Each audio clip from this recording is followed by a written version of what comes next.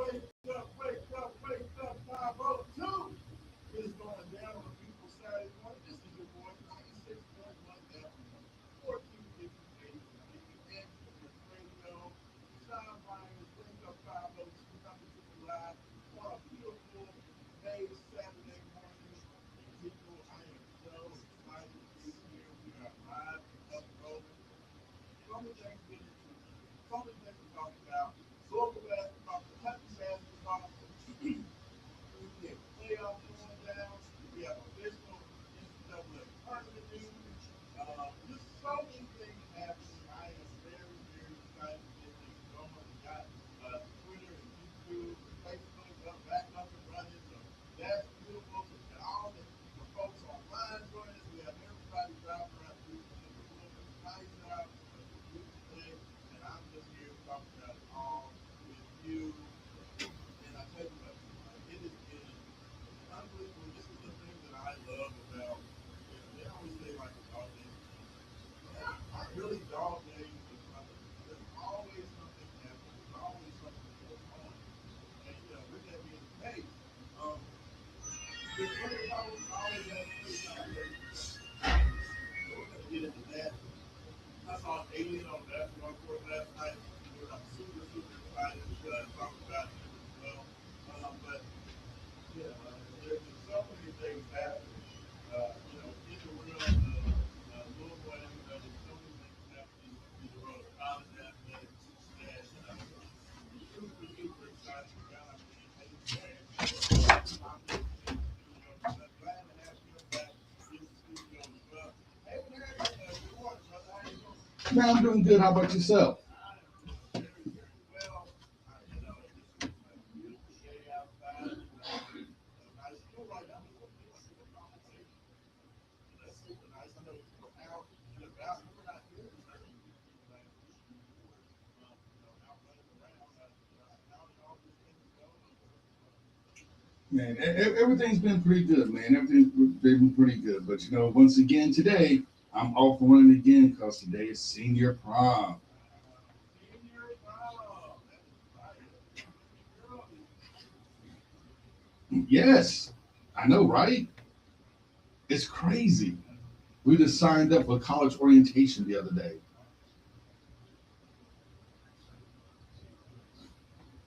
excited about something. I think she will be. That's No, I mean she is. I mean she is. She's excited. It's just that when you go to manual, still got tests and everything else. So she's completing her AP test, and it was so now that she's gotten that kind of pass, so now she can kind of take a deep breath and enjoy the moment.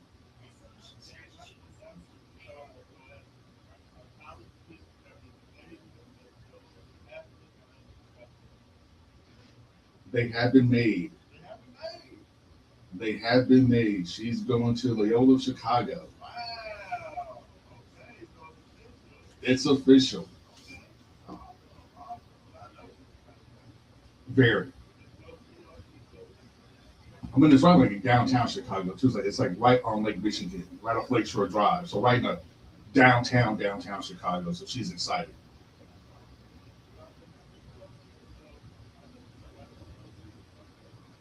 Get Harold's Chicken now, like more than once or twice a year. Yeah. well, congratulations to her. I'm super, super excited for that. She's awesome. Glad all the things you do right behind the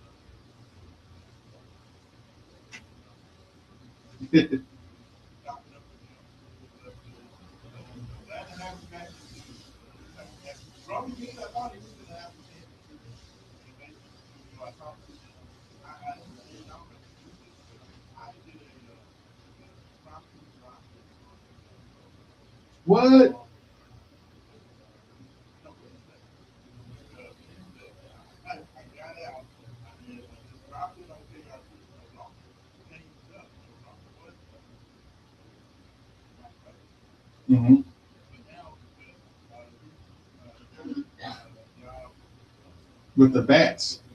on the back. So he now has put doing roll call earlier. Well, and then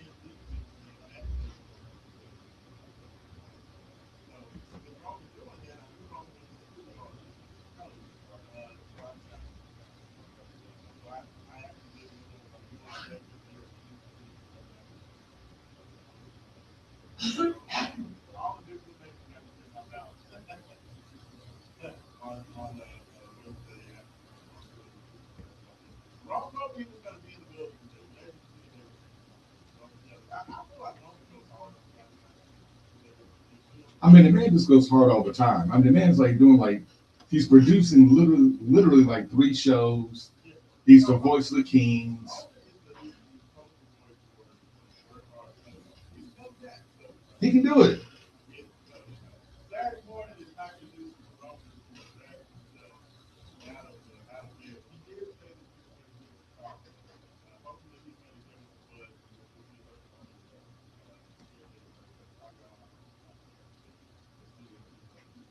hey, Harrington, there's been a lot happening. There's been a lot going on. Man.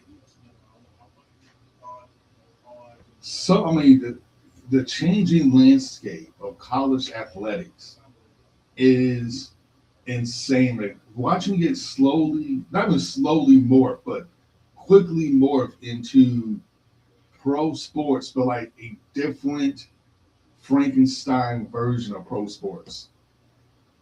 Yeah, I mean, it's weird. There's so many things happening. Shout out to Michael Sparrow, longtime individual, athletic director for Pro Sports, frequently with the football coach man on the inside of the that they make the announcement that he's no longer going to be part of And all the other SIDs as well, because he's not the only one. yeah, but he's of course he's the guy that we work most closely with. That, and I know very well. Did everything. We have a lot of things going on at the landscape of UFL. There's just a lot of different things. Some of the roles that, of course, information directors, the kind of roles that the athletic department play. How they kind of fit in this new NIL era. The college athletics is moving there. We have the requirement Right, and you wonder how long a school like U of L, which has a dedicated and loyal fan base, but may not have enough deep pocketed contributors. Like, how long can they keep up competing in well, no. Okay, see, now what I was about to say was, how can he keep competing in all the other Olympic sports as well? Yeah, and that's the difference because for a while, and I know a lot of people like when Tom was here, we were going hard in baseball, soccer was good. We had almost a national champion tennis team and golf team and diving team, and we had a strong track presence there for a while, and we had all these other things. But that's in a bygone era that's never coming back. So like now, how does a school like U of L compete with outside of your two major staples of basketball and football? Like how do you find other money for your other sports to compete at the level we used to competing, or like one of the administrators and board of trustees of Louisville said, and some of these other sports may be nothing more than overglorified in intramural sports going forward. And it's just because of money. I mean, like I think I saw a page that the USC had just fired their head coach. The coach was like an assistant head coach because the program didn't have him. Yeah. And they were letting him go because more than likely because of just the simple fact that they don't have the resources. And I do it. And it's the same thing that a lot of sports levels are NCAA championships today. And I don't think a lot of the institutions that outside of NCAA be able to support it. And the hope is that I think that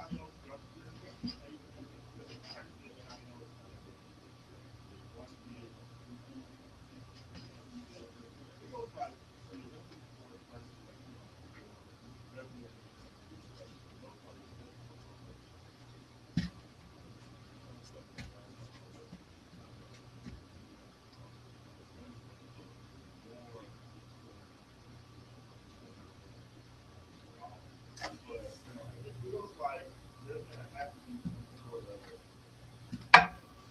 you don't want all of these Olympic sports, non-revenue sports, to work out at the same time. Then you know there's going to have to be something. I don't know what that is, like, I mean, honestly, the only thing I can think of is you look at the conference structure the way it is now, and that would just be for men, for football and men's basketball, maybe women's basketball, and then you'll have a completely separate conference structure for all the other sports, and and to go back to be more regional, where you can take buses and things of that nature to where it's more affordable. Yeah, I mean, and the colleges are fighting it. The NCAA doesn't want the salary cap because that means that players have to be at that point they're employees, and that's something that they don't want. But I mean, they're going to have a salary cap or something that curtails the wild wild west of spending. well, because if you look at that package, all of these non-revenue sports are Not only that, but you don't see schools like U of L, uh, Memphis, and others that are on this kind of like, I mean, Memphis on the same level, but you know what I'm saying. Will be constrained on what they can do because like U of L even wrote like a nice, penned a nice column even talking about this, saying that we're quickly becoming the have and have nots where the out of control spending NIL for your top football and basketball talent, you're going to start carving out the middle class of college athletics. now. I don't think that's not an issue with our time. I don't think I'm not worried about this getting down to the level that I feel like that is the problem. To me, you about in there is more about like the sports that still want to be still want to all these different programs. Because of that, the spread feels way more thin. And I feel like that was more the urgency behind that was just because of the fact that, with this continues, that I don't think that it's going to be basketball and football are still going to be because, you're in a power conference, you get paid, a decent amount. Now, I'm saying everything's going to be non-revenue sports. No, But because I it's mean, still going to be competitive. especially now the Big Ten, didn't he just sign like a private equity deal literally just like a couple weeks ago? What city it's some they do sign one private equity deal with some competitors, but the schools are withdrawn. So I'm not sure. There's all these teams are trying to find different little things of ways to get so with them doing that, they're protecting their recruiting. But there has to be some sort of guidance. Like I understand they're not going to do salary cap. They're not going to do this. Not going to. But them just trying to play hands off and not do anything You is can't. just making it worse. It's making yeah, it's horrible. I mean, I have no words because like you can't keep up this wild wild west of unlimited spending on football and basketball. You just can't do it. It's not good for the sport. It's not good for the schools. It's not good for anything. And it's not only are you putting like tons of pressures on schools to professionalize sports on a collegiate level, but because there's no structure, every school is doing it differently, so it's not uniform. And so you just have these complete mismatches of how you raise money, how you organize money, and everything else. And it's just a very untenable situation. Like, at least in the NFL, the NBA, Major League Baseball, there's a set of rules everybody plays by, right? Like, like these are for office staff. Yeah, they may change a little bit from team to team, but everything's pretty much the same. Your salary cap structures, the guys who figure out how much guys get paid. You know what guys get paid when they go to different schools or different teams. It's a whole different level on a professional level. Well, the problem is that it's confusing that all of these NCAA and WXVW, these schools are just going to take advantage of them.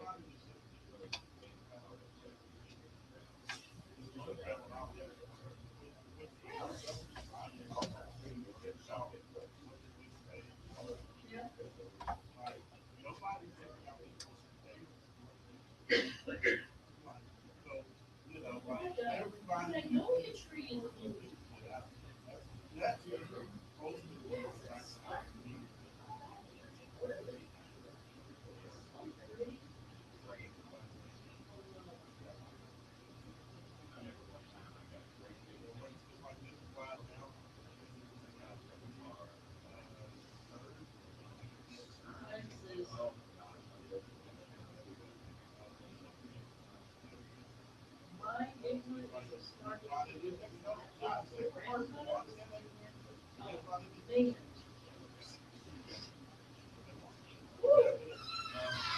Got more, so this product, so they got more advertising time, and they also announced they're going to add additional commercials.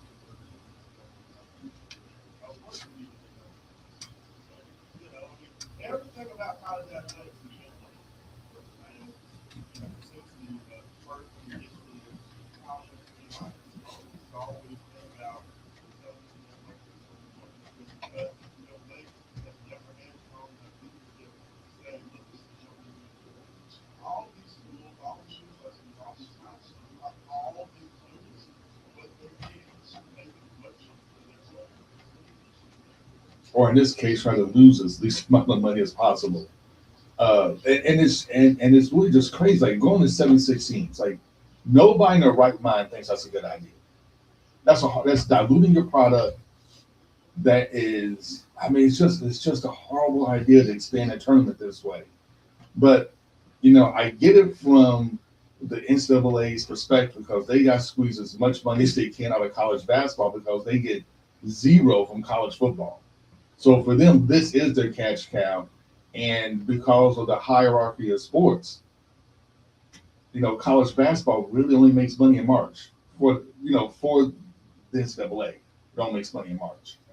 So you got to squeeze as much out as you can, and they're trying to squeeze as much out of it as you can. And hopefully, some of the smaller schools that when they make the tournament get a nice little payday to keep them going. Hopefully, this will help them. But man, it's just like you're really diluting the product. It's gonna be much easier to make the tournaments. It won't be as special to make the tournament now. Um, And your question is more of the quality of the more I don't like to me, that's my issue with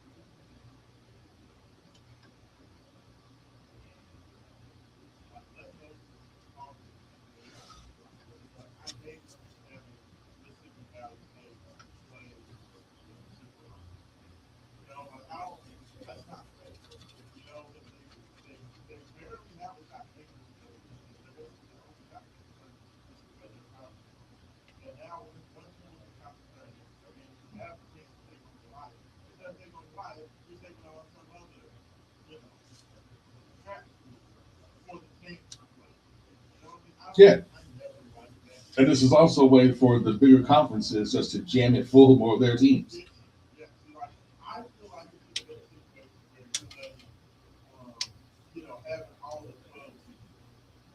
You know what I'm saying? You want to have 8 clubs to be 8, 11 and let them have to play each turn. Those 11, 12 spots, fine. Let the big schools play the other big schools. League little schools. That's the way I go to my system.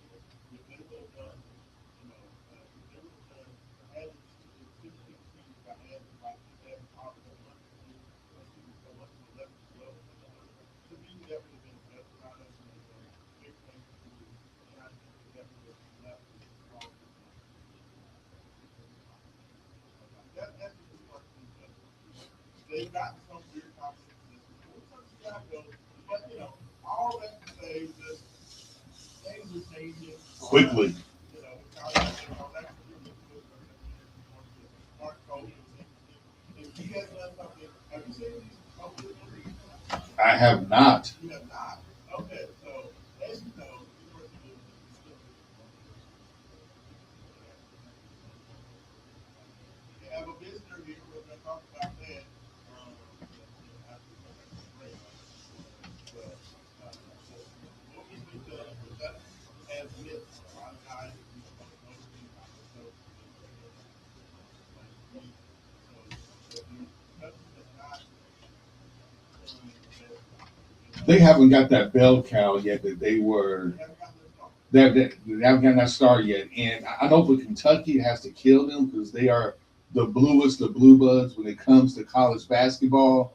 And for them not to get a bevy of, I'm not a bevy, not to get like one of the biggest recruits in the portal has to be killing them. Absolutely. Like, if you want to look at the And honestly, they should be fussing.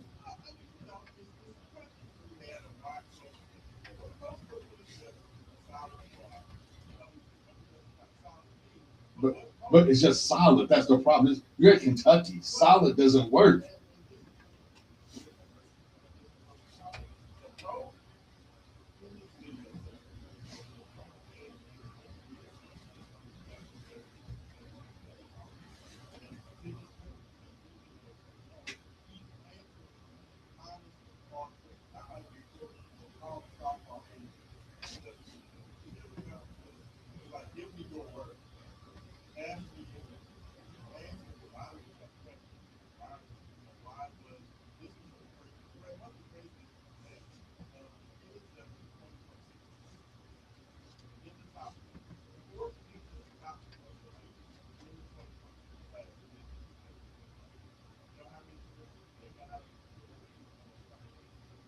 Zero.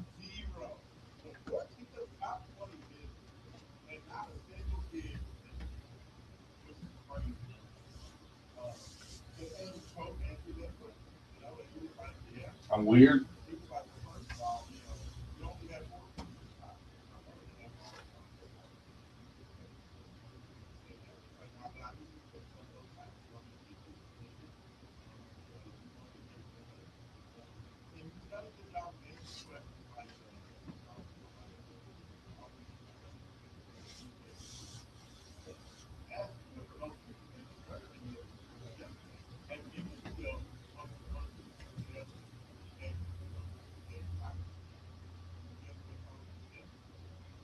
Oh no.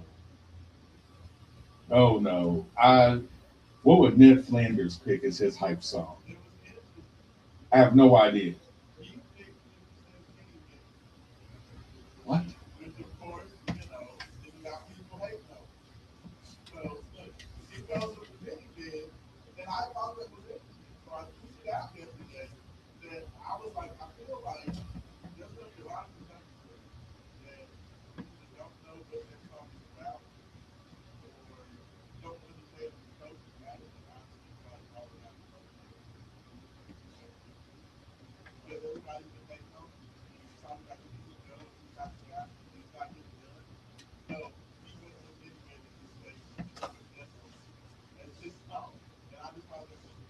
That's hilarious. The fact he knows many men is just. I did not either. I was expecting some. You know what? I had no idea what to expect. I thought it'd be something from Kenny Chesney or I don't know. Many Men wasn't it.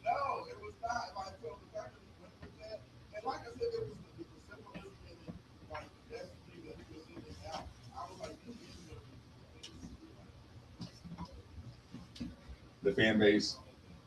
I mean, but honestly though, if I was a UK fan, yeah, I'll be mad too. I mean, because this isn't what you signed up for at all.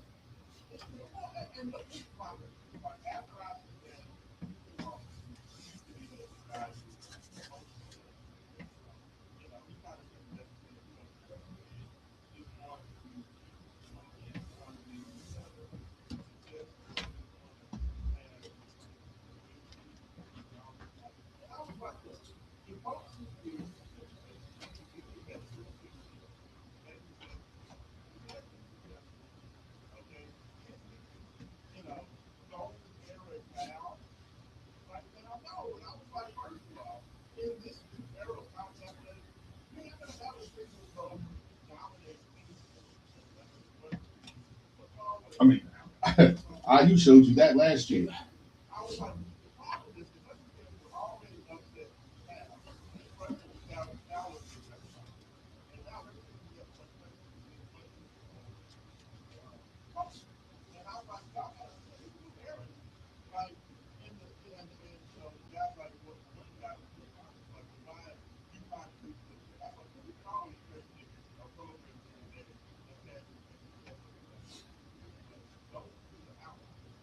Well, honestly though, if you ask most Duke fans, they'll be kind of salty too because they've had like two championship, like literally, they've had two championship caliber teams and still couldn't get it done. Yeah, No, they actually did. They did get power. none of them did. Yes, Right. No, that's wrong. yeah, and that's what I'm saying. Like you literally had two championship caliber teams. You had their best player in college basketball 2 years in a row, and still couldn't get it done. And that was how I think about it. Now, every time I go back to the talk, is that, and just compare some of that other thing, it's a year basis. So, like, every game is next. And, to me, I'm like, the other thing, he is, so I'm hoping that he's going to, have some success. But the days of stockpiling talent Yeah, like, are it's never going to be back to are what it over. is now. Yeah, Like, it's not the goal. And, like, you probably got people trying to I mean it just. I mean it is. I mean it is what it is. And this, like this new day and era, it now depends more on. I think in college basketball, it's like who can you convince to stay and build around them. Like, can you get a guy to stay in your program at least 2 years, so they really, really know the system, and then backfill them with talent to propel yourself to the Final Four. I think that is the secret sauce now in college basketball. That and having, getting bigger, being able to bully people in the paint, being able to play, I hate to say this, but like an 80s style NBA basketball now, right? Um, it's kind of like the new thing, but the secret sauce is can you convince guys to stay more than a year? And that's the hard part. Like, can you convince like your really good players to stay at least 2 years so you can build around them?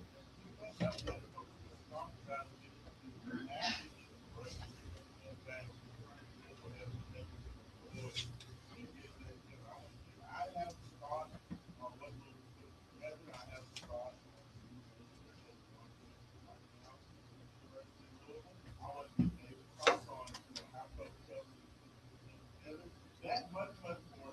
You are listening to Radio 5. John Myers, Nathan Andrews, we'll be back.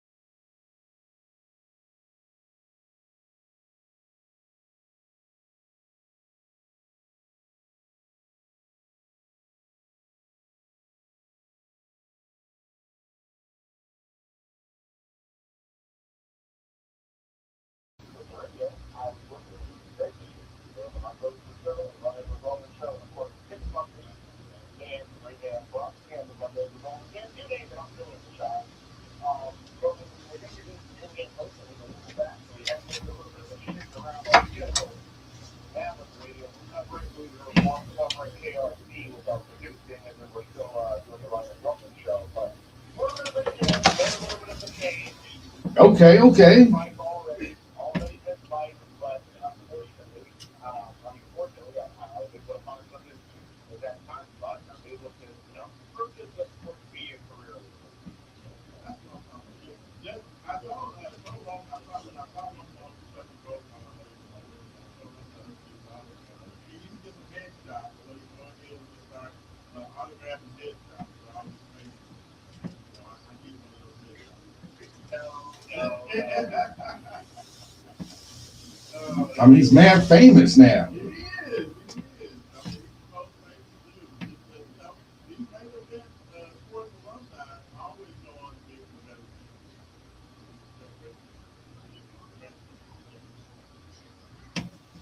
Thank you, fellas. I'm trying to make it happen. Learn from the best. Absolutely, absolutely. So, Roman, I'm glad you called just in time. It had a man to me talking a lot about college athletics before the break. I teased that, we wanted to get a little bit into what's been going on going on with this global basketball and with this roster that, talking about the fact that Mark Roach is getting a lot of hot water because it feels like Mark has been moving his coaching strength. Louisville has won out a humongous way. They started out by bringing in the number one player in the football in Floyd Douglas. Then it's been this all Big 13, Big 12, defensive player of the year. More than likely going to be an overseas All-American selection when the season started. Along with bringing in Jackson Smith and Alvin Gary, Major League Wave last week for bringing in the number one center prospect in the 2021 class, Stephen Jr. Center won 230, 280 something along those lines. After Tuesday, um, what are your thoughts on how Coach Kelsey has put this together? Roman, I want to give you the first shot, and then I want to take something. But Roman, as far as how Kelsey has put this team together, how do you foresee this working out, and who would you like to see as the new drivers and how we see this team in 2024? I love the pieces, Sean. I love it. Every week we could have pinpointed fumble over the last 2 years.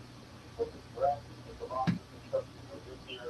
We have not fully complete. I have my question with you. There's a number of players still because you need a full team to go out there and play a full season.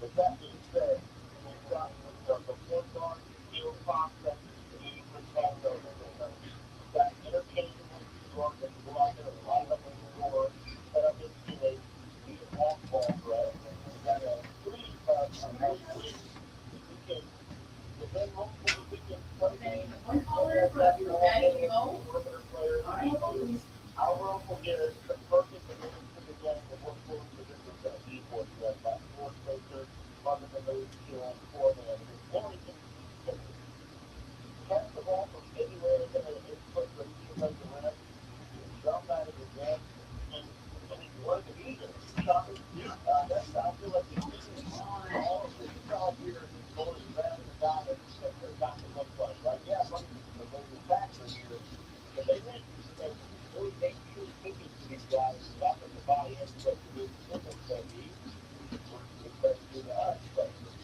getting guys in here who want to win, I think is the key. Getting guys in here who fit your culture and fit your mold and the kind of players you like, that was the key. So far from what you've seen and what he shows and what you can read, all of these players meet that mold.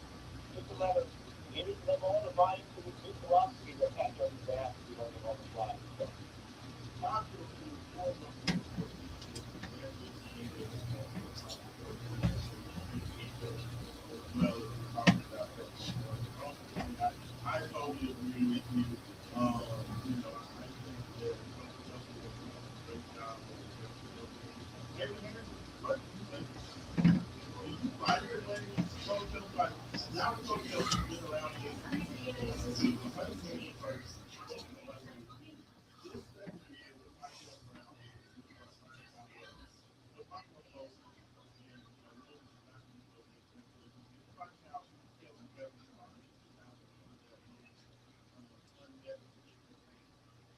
Yes.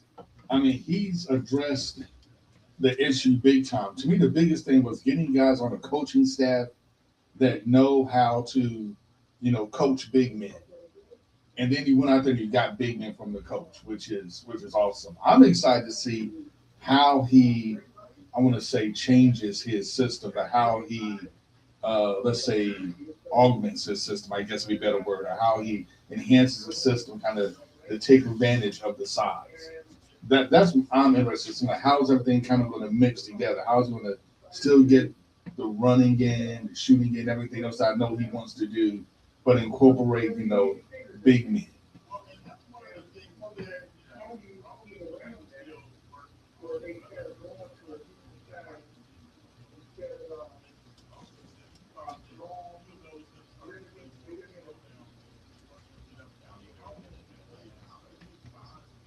With the guys that are coming up with LeBron, 9 times that are on the 6 foot bar,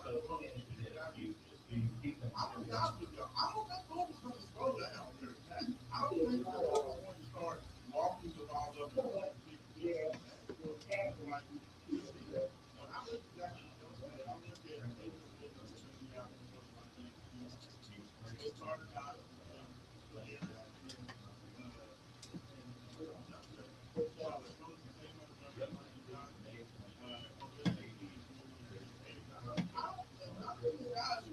all these guys are going to play. And to me, they're still going to run. I expect they're going to have more down the back. There's going to be a lot more rim pressure. There's going to be a lot more ability to attack instead of shooting a shot. But okay, I don't think nobody's putting this strong of a 10-man unit together to go out there and walk the ball up and play. And, we're going to just have our starters play 35 or 40 minutes, so we're going to have this slow team.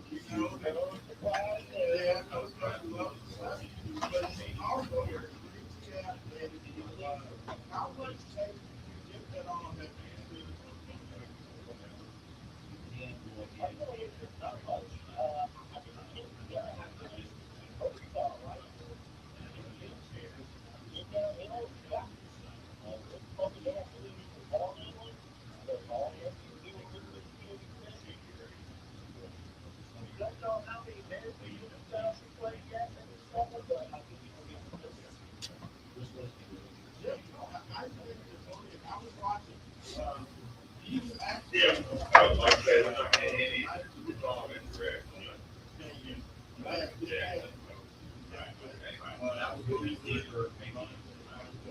He played like well in that game, and I forgot that they played. But yeah, they look good. Went out there, had a couple of nice plays, had a steal, had a dunk, knocked down some shots, brought some energy to the first quarter. We had like 7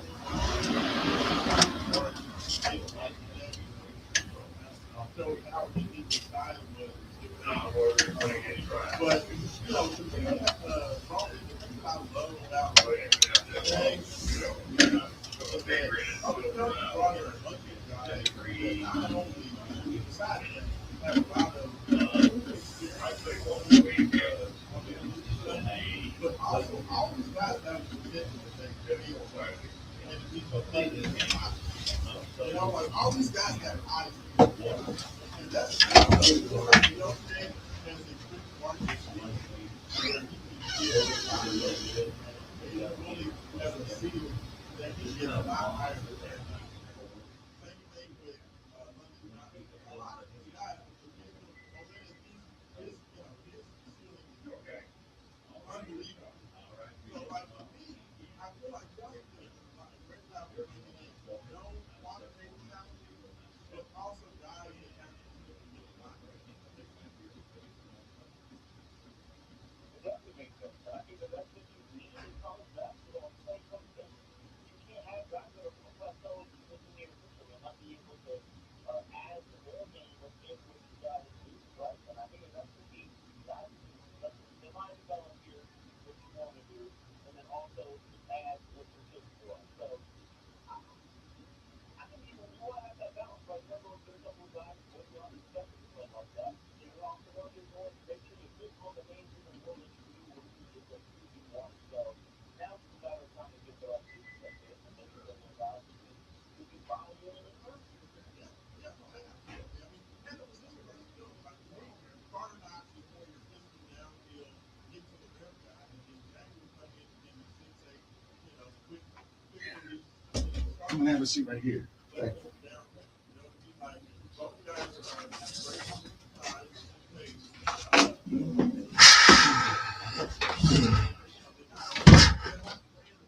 Yep. Everything's working, so my phone on there. Hmm?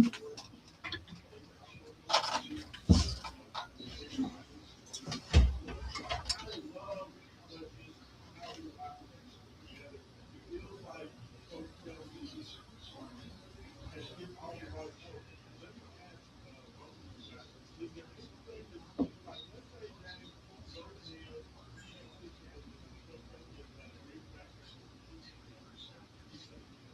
Let's just say James is in. Is there anything we already talked about Carter? Is there anything that I said that very well may have not communicated? Is there anything else that you guys are thinking about this offseason? Now I think it's just to find a bunch of role players and kind of fill them in. Yeah, well, we know Coach Kelsey loves his guards, so I'm pretty sure that some of these positions will be like another guard, another point guard. You need to fill in. If you can, if you find a little wing out there or another wing or two, that'd be perfect. Just kind of fill them in. And like we said earlier, man, if you can get somebody that you think may be able to stay another year, or, Coach. Yeah, because Coach Kelsey has actually been pretty good at getting his developmental guys to stay at least 2 years. So if you get another guy, developmental guy you can bring in, you can teach your system to, that can learn the system, um, preferably like a point guard. They come in there, learn the system, get things going. I think that's where we want to go. Just kind of fill the roster out.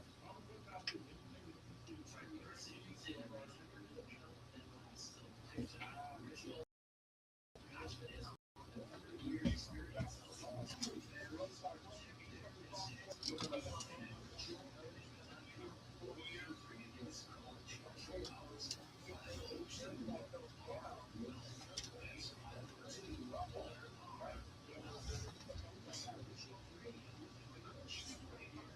that you see like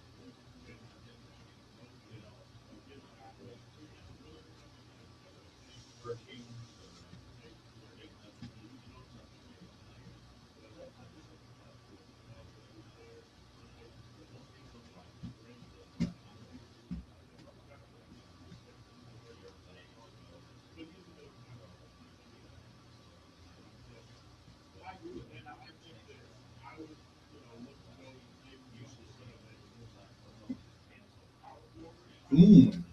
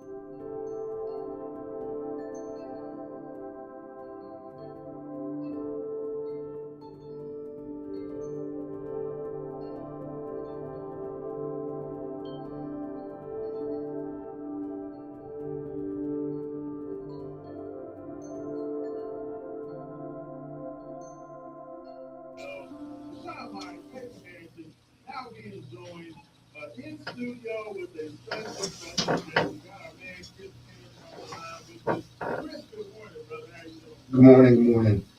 So happy to have you, the Big Furniture Store, in the building. We also have our man, the myth, the legend, one of the greatest ever do it. Jay Hass is on the line with us. Jay Hass, good morning. How you doing, sir?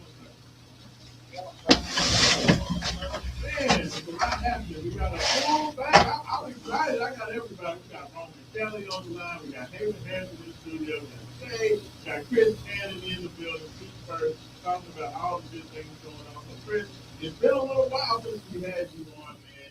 Great sponsor here. How you been doing? What's been going on? Well, it's been wonderful, man. It's been great. Business has been great. Been helping a lot of people. Since the last time me and you had spoke and you had got orthotics, it has been a uptick with everybody in the community dealing with us with the orthotics. So it's been going great. Good. So glad to hear, of course, your office over there in Southern Indiana had a great opportunity to get in there with you and see all the business you do over there at the Feed First Store. So, just kind of talk a little bit about the store, just for everybody, just to catch everybody up. For people that are hearing you for the first time, just kind of talk about the Feed First Store and what you guys do. So what we do over at the Feed First stores, we do customized fittings. It's a little bit different than anybody else that would approach this. So we basically check your balance, check your gait, checking for pressure, and how you've possibly arrived at your situation. A lot of people are dealing with common causes of plantar fasciitis, neuropathy, neuromas, and then dealing with hip pain, knee pain, and back pain and shoulder pain, and typically doesn't know what generally causes these issues. So with us, with Feet First, we do custom orthotics and balance alignment orthotics, but we utilize any and every shoe. So you don't have to adjust and make any kind of changes to your normal repertoire. Our orthotics are a bit different because when you go to a podiatrist or physical therapist, you'll get custom orthotics, yes, but they'll only last you about 1.5 to 2 years, basically the length of their warranty. The caveat with us is those orthotics have a lifetime warranty. When they flatten out, you come in, resize, refit, you get them that moment. Also, with that being said, you have that lifetime warranty, meaning that as long as you don't lose a set of supports, we'll resize, refit for the entirety of your lifetime. Oh, wow. No, so that's amazing. I'm a lifetime warranty. So let me ask you a question. So if I wanted to get, if I'm in back pain or it hurts when I walk and I want to get fitted, do I have to come in the store or can you come out, meet me someplace or? That's a good question. So a lot of times we do what we call outside fittings, especially like for big companies and corporations. We just signed a contract with a corporation that have over 450 people. All of them, of course, can't make it to our location, which is Parker and Hannafin. So we'll go to the location, do the fittings, and we'll do the fittings there and get the prints and take it there. So sometimes, if the situation permits, we'll definitely do outside fittings. A lot of times people don't have adequate transportation, so we'll come to those outside fittings. Yes. Awesome.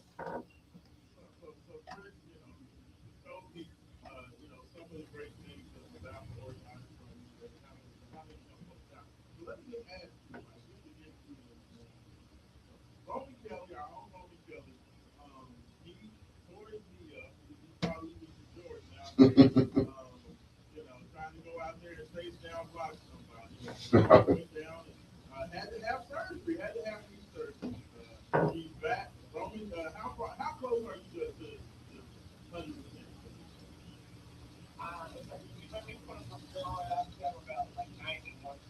91%. So he's 91% back from his knee surgery. How can Torn meniscus that's typically the case. Go ahead, the question. No, so my question was, like, for a guy like Roman, like, even though it's the knee and not the foot, can the orthotic help to, kind of aid in his, not just his recovery, but just in his day-to-day, because Roman wants to be active. Can orthotic help with that? 1,000%. That's typically the case. A lot of times people get the misconception that orthotics are for somebody elderly or usually little children. It's people that do rigorous work with their body, not just people that work in factories and things like that, but athletes. We sell our athletic line of supports. They most typically need them more than most anybody because of the pressures that they put on their feet. A lot of professional athletes, 90% of those guys have orthotics in their feet. They're not utilizing shoes off the rack from Champ somewhere. They're literally, their feet are worth millions of dollars. Of course, they have something to protect it, and it's typically orthotics that do that. Absolutely, absolutely, absolutely. So let me ask you, so all right, so Chris, and I think this is kind of one of the things about that, is that you said that not only are the orthotic issues, but also there's not a lot of social practice. Is that right? So there's actually some assistance that you need to get these things. Yes, sir. So what we do is these orthotics, let's say you go to your podiatrist or physical therapist, and then of course they deem you that you need orthotics. At that point, you'll have your doctor's admission, but we still would need CPT codes.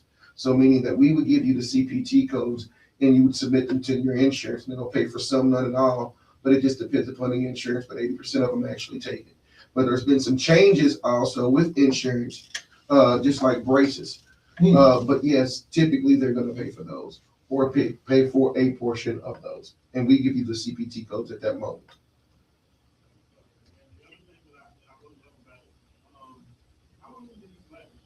They typically last about 1.5 to 2 years adequately before you need to swap them out, depending upon lifestyle. So you go.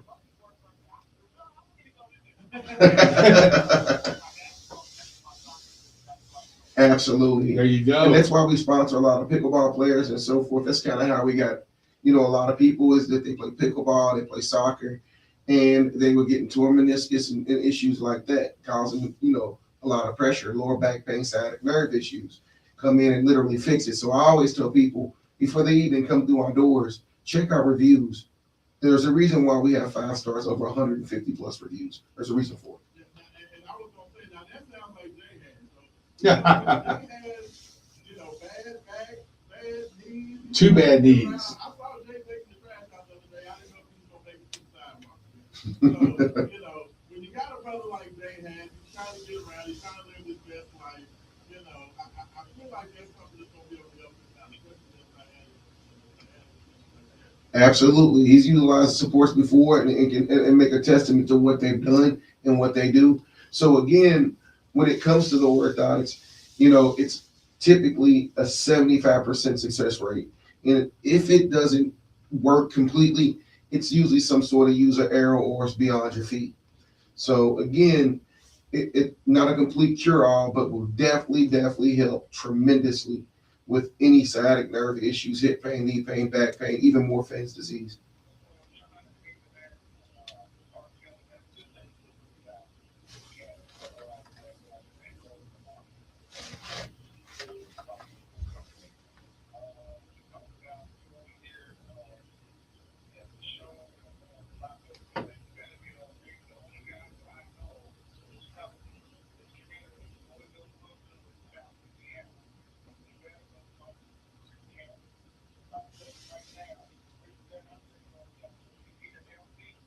Mm-hmm.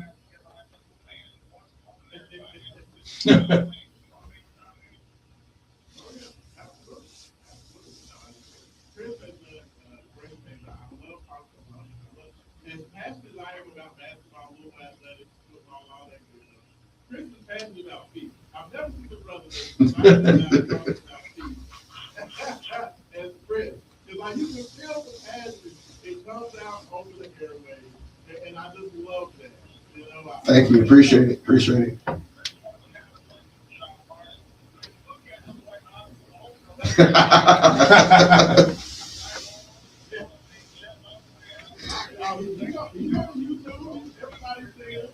Everybody sees them flexing over here.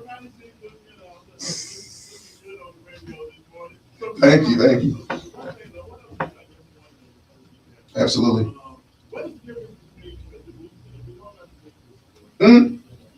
Good people over there. Okay, so the difference between the Feet First and the Good Feet store is a couple of.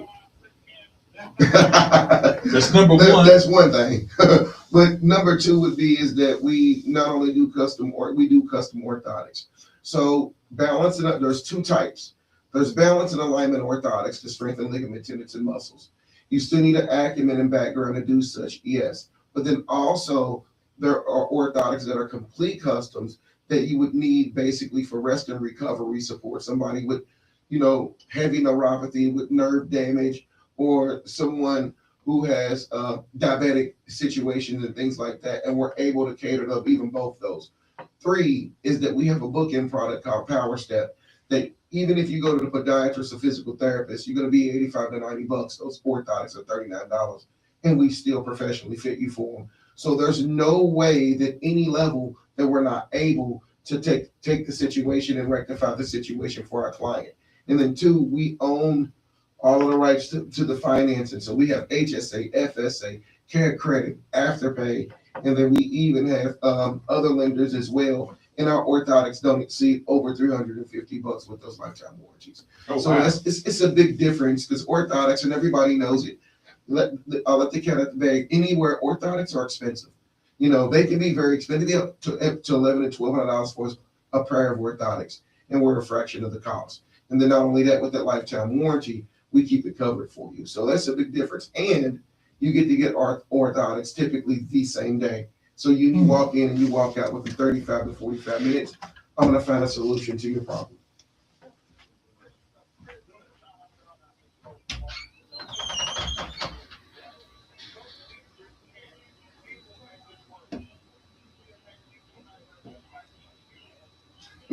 Thank you. And I've heard that before. Thank you.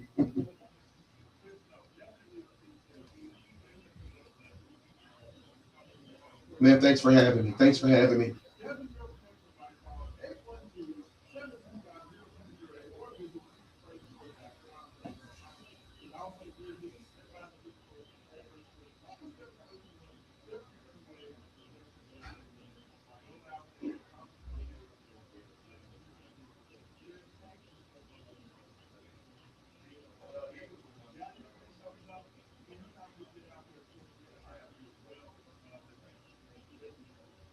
I appreciate you guys, and I thank you for having me. Thank you. And Jerry has, and I appreciate you, brother.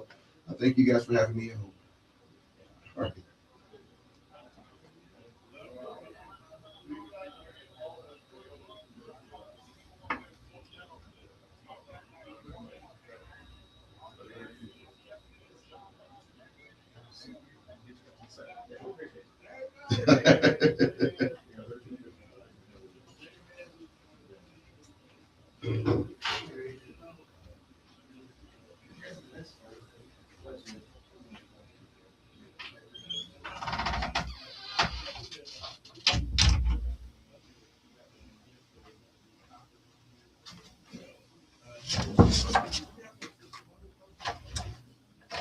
Man, they are here.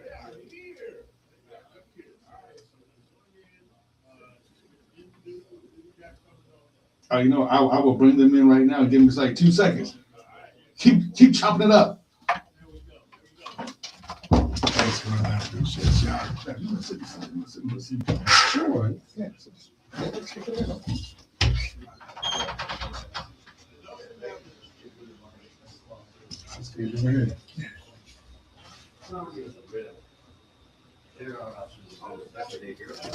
Yeah. All right. Is this us?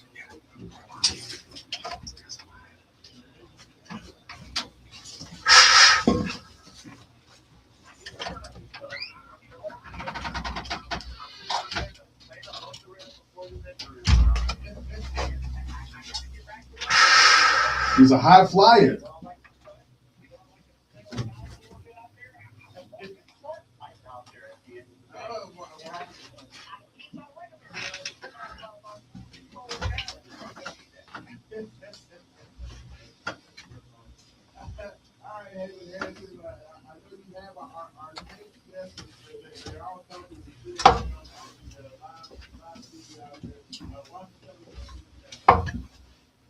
So for all my wrestling fans out there, man, do we have a treat for you? As people know, Louisville's like the hotbed of professional wrestling.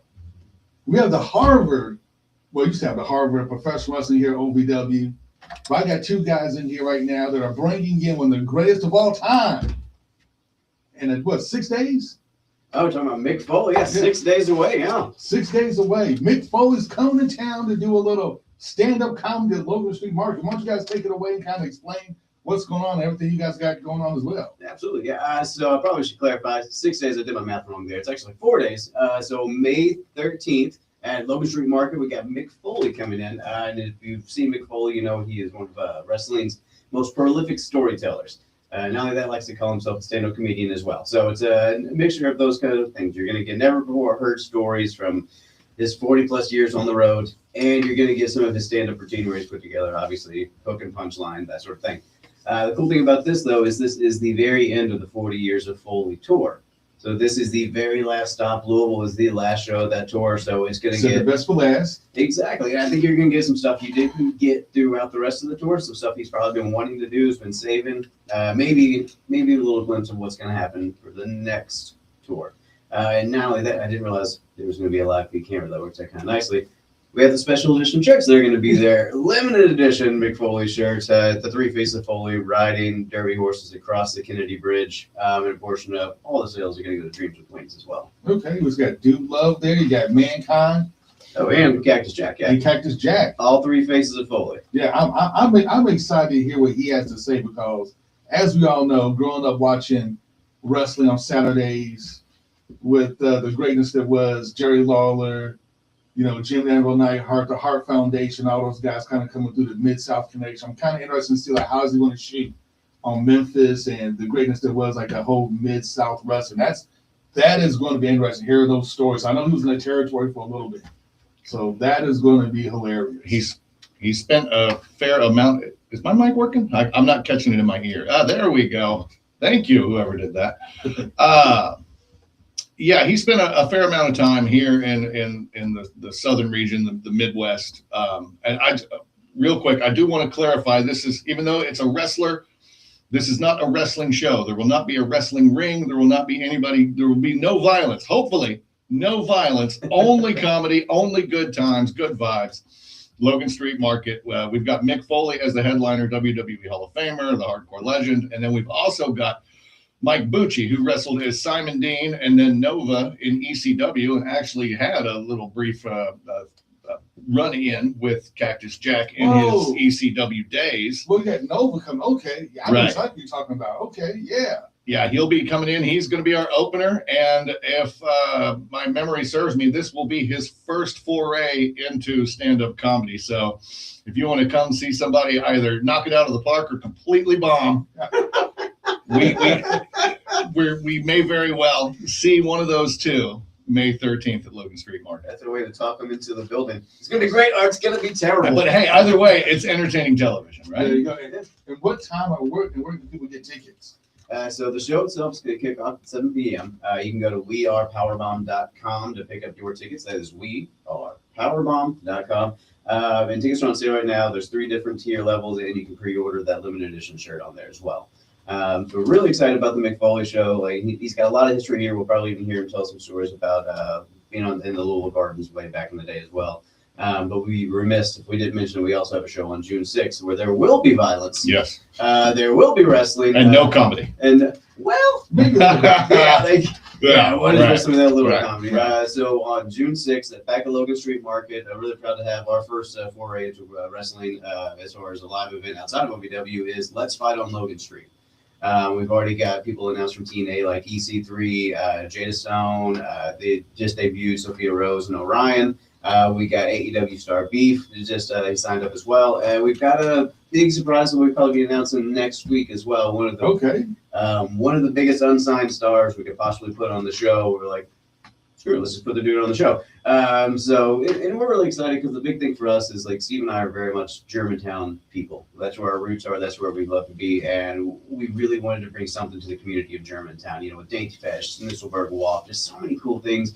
We wanted to do something to put our kind of wart on the body of Germantown, as it were. That is. No, I feel like I said exactly the way I needed it to. I'll take it. That's right. But you know what? It's kind of our love letter to the town we live in, and we want to bring something special and fun. So when these kind of big names, you know, you're talking EC3, one of the biggest names in wrestling over the last decade, Jada Stone, one of the hottest stars in wrestling right now, Beef, one of the hottest stars in wrestling right now, the guy we're about to announce is going to blow everyone's mind.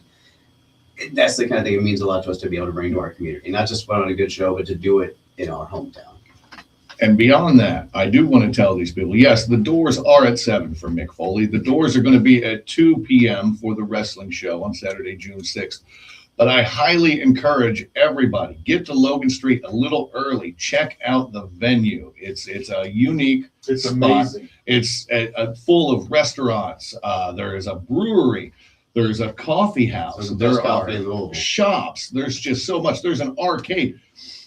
3,000 square feet worth of arcade and pinball. It's multi-use. It's full of entertainment. Bourbon tasting. Let's not forget about the Right, bourbon tasting. you're absolutely right. There's the Fight Club, the Flight Club. I was gonna say, well, I don't know about the Fight Club, brother. What's that? The first rules, we can't That's in talk a about different. that. That's in a different room. They haven't let me in that room yet. But the Flight Club that we can sample all the bourbons from Left Bank Bourbon, which is housed at Logan Street Market. That actually the distillery is in the back. And a lot of people don't know this. Got a beef bar. There you go. They got a little bit of everything. So Steve, I'm really glad you brought it up. Yeah, come early, check everything out, stay late, walk around, hit all the booths, hit all the vendors. We are on June 6th also doing an after party right down the street at Atrium. Okay. Atrium Brewing. We're taking over the whole block for the whole day. We're going to have the show start at 2 with the wrestling. There's going to be plenty to do in between. And then at 5 o'clock, we've got Hal Doughty performing live free at Atrium for an after party. We'll have some of the boys there. Brian and I will be there once we're wrapped up with the wrestling side. We're turning Logan Street into a giant party on June 6th. That's what I'm talking about. Now, are you guys going to do like more than one wrestling show, or is this kind of like a one-off type of deal? So I'm glad you asked. So we actually have had a lot. We had already planned on doing more than one show. Awesome. But the response we've had from everybody, and even some people reaching out like, "Hey, could you do a show here?" It's been really, really humbling and overwhelming. So yeah, I think it's very safe to say this is no longer even just a 1 or a 2 off. I think we've got some plans for the next even 12 We months. could have a thing going, but we're leaving ourselves open to, I guess, scheduling, whether or not we're going to do monthly, quarterly, bi-yearly, weekly. God, no, we're not doing weekly, not yet. But the right now, the plan is to have at least a second show and just continue on as long as we're both enjoying ourselves as much as we are now. Man, our airwaves are always open, especially the wrestling, because we're all big wrestling fanatics. I remember as a kid, like everybody else in Louisville, going on to Tuesday nights at Louisville Gardens to watch your favorite wrestlers. My grandmother used to take me because she was the biggest wrestling fan. Like Coco Beware was like her dudes. Every time he was in town, we had to go see Coco and Frankie. Of course, for me, it was always Jerry King Lawler and Brickhouse Brown and some of those guys, some of those old school wrestlers. I just loved it. When the Moondogs came through, they were here for a little bit. I loved the Moondogs. I got into wrestling because of what was the CWA, but then turned into the USWA around the time that I started watching in, let's say, 87, 88.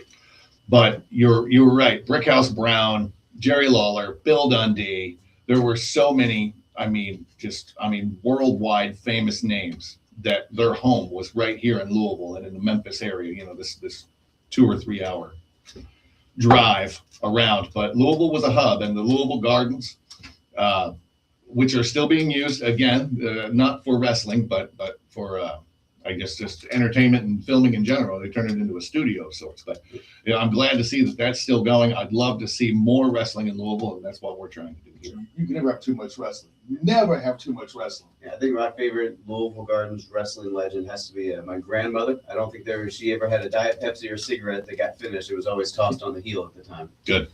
It was always just like trying to throw that lit cigarette to let her know how much she hates him.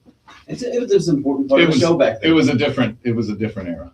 Completely different era, but man, I love it. I'm so happy you guys are bringing it back. I'm so happy to come see me. I will be there like front and center because I'm excited to see you guys and everything you're doing, especially starting with the whole stand-up comedy. That is just hilarious. It's so we don't have to go into my biography. Steve and I have actually been involved in the comedy community for quite some time. I used to run the Comedy Caravan. I helped run the improv down on 4th Street when the Comedy Caravan turned into the Laughing Derby. I was there as well. Well. So I always had tendrils in the comedy community. When Steve and I first started pairing up, we were in the comedy community and did some web series and stuff like that together. Did a podcast. So we've always been very intertwined there. And the parallels between professional wrestling and stand-up comedy are just so insanely parallel. I mean, it's the only art forms where you get delivery, immediate response. You know, like body slams, a cheer reaction, joke, you get a laugh. So the parallels as far as delivery and art is concerned are very, very similar. And then to Steve's point earlier, even routing. A comedian can hit New York, Kentucky, then Florida, and then Florida, Kentucky, New York. Wrestler can do the exact same thing. So doing those two shows at the same time makes kind of absolute sense, but it's also probably the stupidest decision we could have made launching a company because it has been stressful, man. Hey, who knew running a company would be stressful? I thought it was going to be Man, easy. you know what? I did my first live boxing match last year. We called it a Bourbon Barbecue Mayhem. They have it at Harley Davidson last year, having it at Harley Davidson again this year.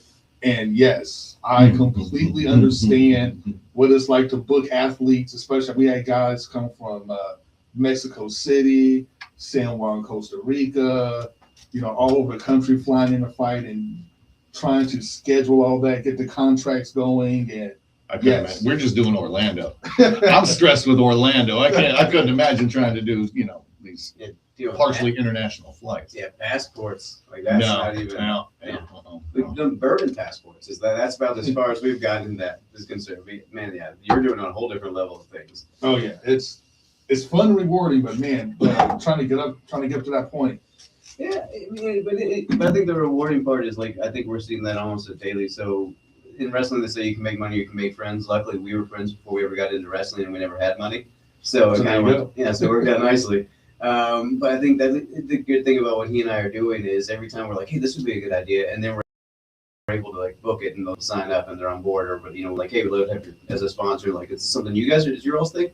Yeah, absolutely. If it's you two, we're on board. That's been kind of like stress has been uncalculable, but the reward we've gotten back and people believing in what we're doing, be it a wrestler, be it a sponsor, be it fans who are buying tickets, saying we're excited to see you guys working again. That's been so gratifying that it's kind of almost even outweighing the stress, which is unbelievable. Awesome. Now we're up against some breaks. Before we go, once again, where can people buy tickets? Time and place. Time and place, Logan Street Market. We've got two shows. The first, May 13th, so 4 days away. And then we've got June 6th, the wrestling show. You can get tickets for both at www.wearepowerbomb.com.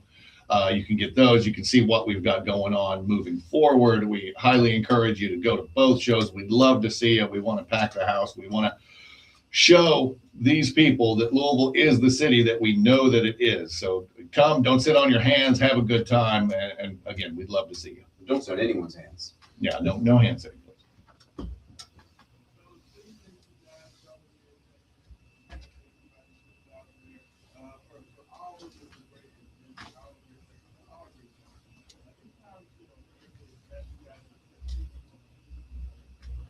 Thank you so much. I appreciate you.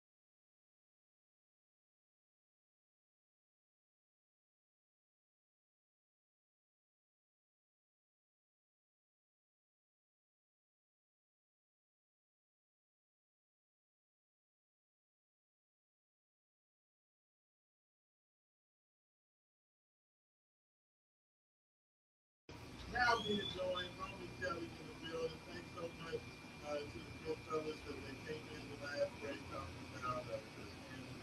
Me first for it was another thing that they told me. Roman Kelly, you with me? Yes, sir. Beautiful, beautiful, beautiful. So, we got to get into it, Roman. We talked a lot about it. Before we talked about the NBA playoffs and all of the ridiculous things I saw last night, we did get a few texts in. So I want to make sure we, we give a little pause for the call. You know what I'm saying? Everybody checking in. Hot to 414-1450 there at the game day Mentel text line. Checking in this morning. Let's see. They said, let's see. Intern grade. I don't know what he said. I guess maybe he was talking about local basketball. He said, hello, this is intern Gray. I feel like I need to see you before I believe it. I guess he's talking about Louisville making this big jump to this new thing. But hey, Gray's brother. I mean, Intern Gray getting in on the show. Love that. I love it. I appreciate you listening this morning, Gray. Shout out to you. Regardless of whether you believe it or not, Louisville's going to be, I feel like Louisville's going to be really good. Let's see, next text says, good morning, wake up 502. Main event, happy Mother's Day weekend to all the mamas, the baby mamas. It says, is the Chinese player on campus this weekend with Coach? Yes, Boyan James is on campus. I believe he got here yesterday. He is going through his business today, so we can definitely hear some news as early as I guess this afternoon. We can hear something. So he is there. Robbie, you like cooking? Would you rather see I'm not mad at the Boyan either. I think that you're probably going to give him a bit of a pay cut, so I'm always like that. I just like this because he got energy. Man. He talks crap. Like, a lot of times when you see a lot of the players from, Asia, a lot of Chinese players, definitely. Usually they're kind of quiet. They just kind of go out there and play their game. They don't get really, really pumped up. Boyan is the complete opposite. Like, dude is talking smack acting like the whole game. He's like trying to dunk on people. He's doing the head top and he's trying to dunk on people. He's putting his $3 stuff and all that stuff. I like it. It feels like he's the type of guy that's going to be a fan base. You know what I mean? Because he's just going to get off the nerves with everybody. I like those types of guys. Texas says Marco's video was AI. It was not AI. Do you feel like that was AI? When you saw the Marco video, I know it was a very nice looking picture, like it was oddly clear. It looked like a regular cell phone camera. I didn't think it was AI. I thought it was scripted, though. Yeah. I mean, it was. It's definitely definitely manicured and produced. You know, like they feel like they are overly produced. But I don't think it's AI. I saw somebody else say Not AI. nah. Oh, producer Matt checking in this morning, bro. What's producer Matt saying? Producer Matt said, Alvin told me the other day that he can throw a football 60 yards, hit the baseball 90 miles per hour. He said, I love Roman to death, but the day I see him do either one of those things, I'll take him out to dinner. Okay, look. I know the 90 miles per hour may be a reach, considering I'm only popping off at 63 miles per hour at the moment. That one is maybe a reach. We're shooting for 80 miles per hour there. That, the 60-yard bomb, I think you don't hit a football and go wrong. I'll show you. That's nothing new there. Everyone knows that about me. I like it. Hey, I just want to be there. I just want to be there. I want to see. First, I heard about you guys going to play basketball. Ain't nobody hit me up talking about playing basketball. Well, no, excuse me. Matt couldn't play ball. He said that you didn't come. Where I don't know where Matt was playing ball, but he was telling Mike about going to play ball somewhere. And he said you got the invite, but you didn't show up. So I'm going to tell you this, bro. If Matt invites you out, I need you to forward me that invite. Matt, I'm not going to hold you accountable because you ain't got my phone number. But I'm going to need the in. Y'all going to be hoping I need to be in on it. I'll let you know, Tony. It was kind of like a day of thing. I already had plans for the evening. But at 91%, I I can't just be walking into any rush. I got to know what the environment's like and how the race is going to look and stuff. And I really got to look at more thigh work on my Yeah, we don't need to on feel my thigh. Now, get that right before I right. go run a full court. Still in the half court. I'm in the half court right now, Rashawn. So that's why I haven't put up any full runs. That's fair. That's fair. Yes, no, yeah, please let me know. But yeah, no, you definitely need to keep working on. You'll be 91%. I'm going to you at least good 90, 95 plus percent when you get out there. Not too much touching and breaking and all Yeah. that. Dexter says, Raashaan, normal basketball could probably bring back the doctor and dunk with all these fouls. The wild and dunk, like it is, would be all day long. It might break the dunk record. I mean, honestly, I think there's a shot. Like, all these people. Like, I'm gonna tell you what, the one guy that I feel like is getting disrespected from, and you tell me if you agree with this, I feel like Dave Giants is being disrespected. Like, that guy is anytime you talk about being 75 with I think his wingspan is like 76, 77. He has long arms, he's super tall. When you have a dude that's that big, and he's not slow, he's very short. I feel like, if you bring in a freshman, Bennett is is a highly talented number one prospect. To me, Gabe Dye, you put Gabe on him in practice at the start of the summer. Gabe was going to be literally his fourth year college basketball. Was very good player in the Rising League. One of the elite shot blockers in the country. Like, I feel like he could give O'Bennett some wins. This was his I definitely think like offensively he's strong. You can understand why he can get the disrespect offensively, right? He's not a guy who throws the ball, and expect a bunch, but he's very coordinated for a shot. Now let me ask you, did you go back and watch that Horizon League championship game when Fulgaris from was out there at Robert Morris and Dave was playing the other side? Did you watch that game? Yeah. Yeah. And Dave showed he was like a lot more composed and like coordinated. He's agile out there for sure. Yeah, I mean, but he had a couple of nice finishes in transition, a couple of difficult lob finishes off glass. Like, he was a lot better than what I thought he was. I thought that he was just 7'5", goofy, and uncoordinated. But that's not really what I saw. He can do some things. I don't know what the process is like, Sean. At 35, he can put the ball in the basket, he can block shots. And he can do each of those things at a high level for someone in house, which is huge, right? Yeah. Most of the guys don't do it in the residential team when they're playing college basketball. Yeah. And he can. With that being said, I just don't know what the process is like yet, right? I thought maybe a half step slow on what's going on mentally on the floor. But just when you're center, your development's been different, your training was different, how you learn steps, how you learn plays, what you're supposed to do. The timing and the anticipation is one of the most underrated aspects of center game. When he comes to set that screen, how long he sets it, when he sits, right? When he peels back out to set the pass, when he throws the hand up, and all these kinds of little things. But when he steals the chain out, when he steals the chain out off the ball, little things like that.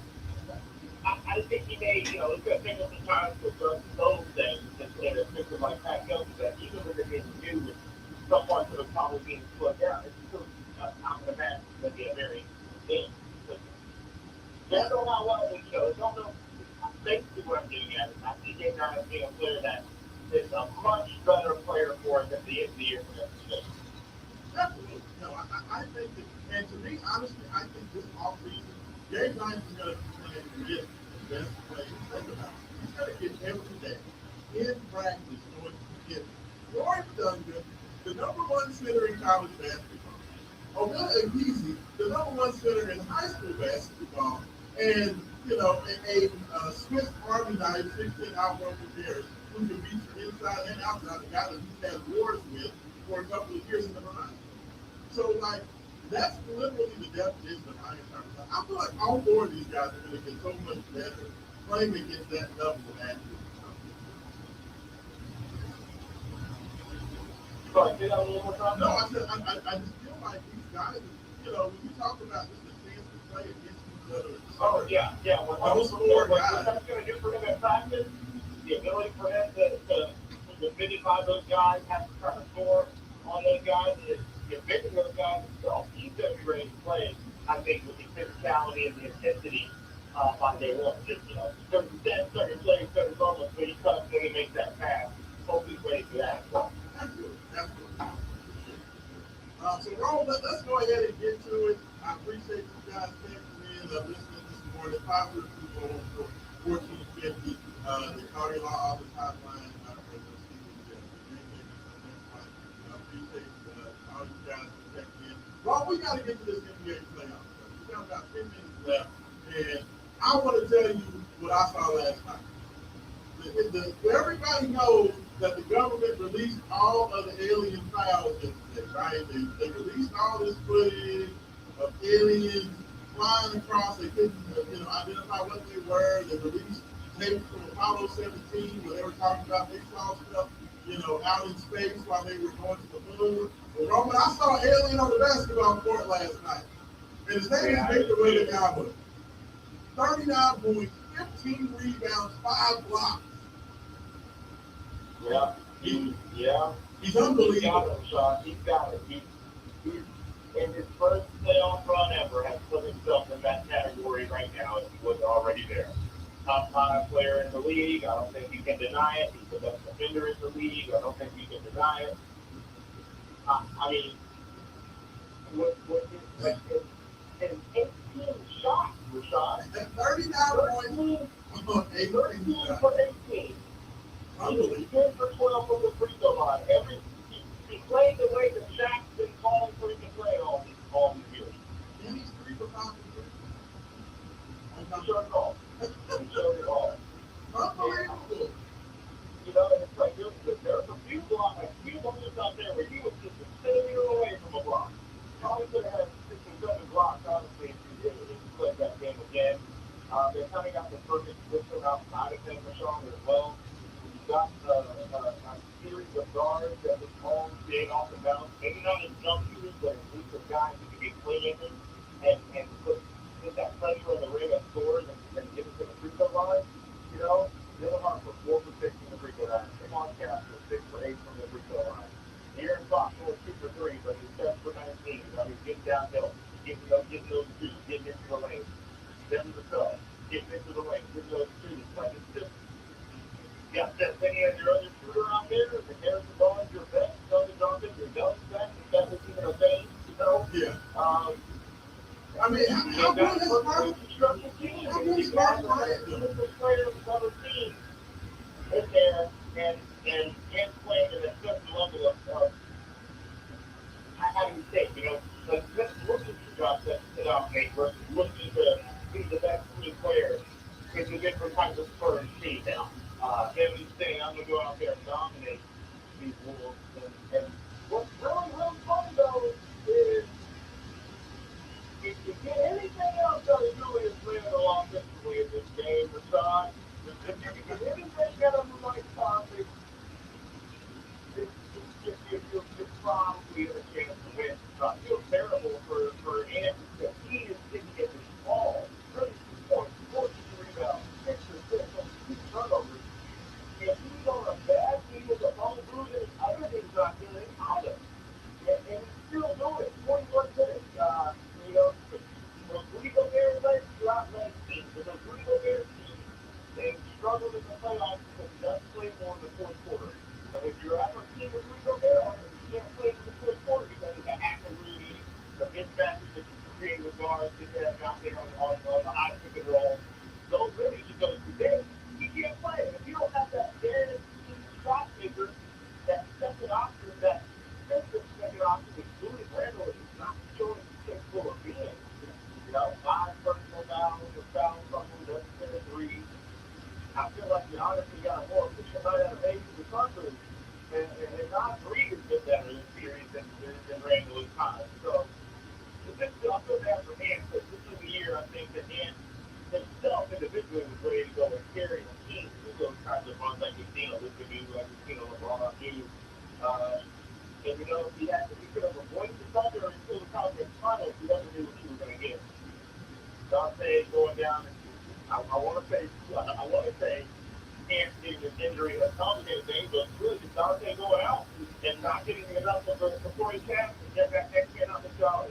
With that being said, though, Victor showed why he's one of the best players in the league already. The fact that he's already elevated his game in the playoffs is a very, very scary time for the NBA. Yeah, I mean, like, for them, the way I broke down this series, I think it felt like this series was game one felt like Minnesota was just the fact that they had so much playoff experience. You know, get through this couple of times, they came out of this series, urgency, physicality. Yeah, the importance of a possession. Yes, like it felt like they took advantage of that, and they had just enough to get it done in game one.